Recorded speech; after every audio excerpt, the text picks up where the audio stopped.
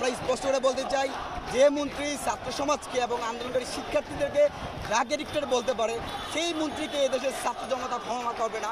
একসাথে যে শিক্ষামন্ত্রী ছাত্র সমাজকে রক্ষা করতে পারে না, তারা নিরাপত্তা দিতে পারে না, সেই শিক্ষামন্ত্রীকেও ছাত্র সমাজ ক্ষমা করবে না। একই সাথে যে স্বরাষ্ট্রমন্ত্রী প্রত্যেকটা বিশ্ববিদ্যালয় কলেজে নির্বিচারে গুলি করার নীতি দিতে পারে, সেই স্বরাষ্ট্রমন্ত্রীকেও এদেশের ছাত্র জনতা ক্ষমা করতে পারবে না। একই সাথে আমরা বলতে চাই, আওয়ামী লীগের মধ্যে একটা প্রবীণ দলের রাজনৈতিক সাধারণ সম্পাদক, সে তার দলীয় ছাত্রলীগ যুবলীগের সন্ত্রাসীদের লেলি দিয়ে এদেশের ছাত্র সমাজকে রক্ত রঞ্জিত করেছে, তাকেও এদেশের ছাত্র সমাজ ক্ষমা করবে না।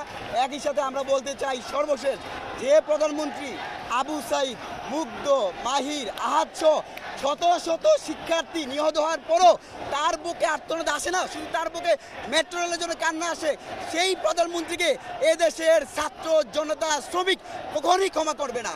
আমরা দৃঢ়কণ্ঠে স্পষ্ট করতে বলতে চাই, অনতিবিলম্বে আপনারা এই ছাত্রতার দায় নিয়ে এদেশের মানুষের কাছে ক্ষমা চান। এদেশের সাধারণ মানুষ অনেক বেশি উদার, আপনি যদি ক্ষমা চেয়ে এদেশের মানুষের কাছে ক্ষমা চেয়ে নিজে পদত্যাগ করেন, তাহলে আপনাকে সবাই মাফ করে দিবে। যদি অন্যথায় আপনারা এইরকম ছাত্র সমাজের নির্বিচারে গুলি করতে থাকেন, গতকালকে উত্তরাতে আমাদের বোনদের উপর নির্যাতন করা হয়েছে, সারা হবিগঞ্জে হত্যা হয়েছে, সিলেটে সুয়াট দিয়ে ডিরেক্টলি গুলি করা হয়েছে। একই সাথে আমরা অনেক বেশি আশ্চর্য যে বাংলাদেশে, স্বাধীন বাংলাদেশে আমরা দেখতে পাচ্ছি প্রশাসনিক কিছু বাহিনীতে আমরা হিন্দি ভাষায় কথা বলছে। এই যে বাংলাদেশের প্রতি একটা আগ্রাসন আমরা দেখতে পাচ্ছি, বাংলাদেশের স্বাধীনতা সার্বভৌমে আমরা ছাত্র সমাজ কনসার্ন, অনতিবিলম্বে বাংলাদেশে যে সকল হিন্দি সামরিক বেসামরিক লোক আছে তাদেরকে প্রত্যাহার করতে হবে। একই সাথে বাংলাদেশে আইন শৃঙ্খলা রক্ষাকারী বাহিনীর প্রতি আমরা উদাত্ত আহ্বান জানাই, আর একটা গুলি এদেশে কৃষক শ্রমিক জনতা ছাত্র উপরে ছড়বেন না।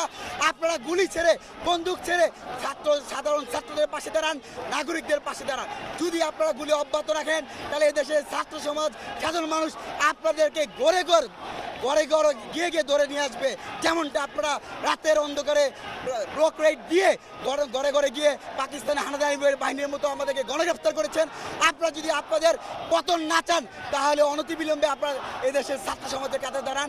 আপনাদের প্রতি উদাত্ত আহ্বান থাকবে, আজকে আমাদের যে সর্বাত্মক অসহযোগ আন্দোলন আগামীকাল থাকবে, সেই সর্বাত্মক অসহযোগ আন্দোলনে এদেশের খেটে খাওয়া শ্রমিক, মেহনতি মানুষ, বুদ্ধিজীবী, কৃষক, শ্রমিক যারা আছে সবাইকে, শ্রমিক থেকে শুরু করে সবাইকে রাস্তায় এসে এই স্বৈরাচারী খুনি একটা সরকার যে এতগুলো মানুষকে হত্যা করে এখনো দায় স্বীকার করছে না, তার বিরুদ্ধে আপনারা সবাই ছাত্র সমাজের পাশে দাঁড়ান।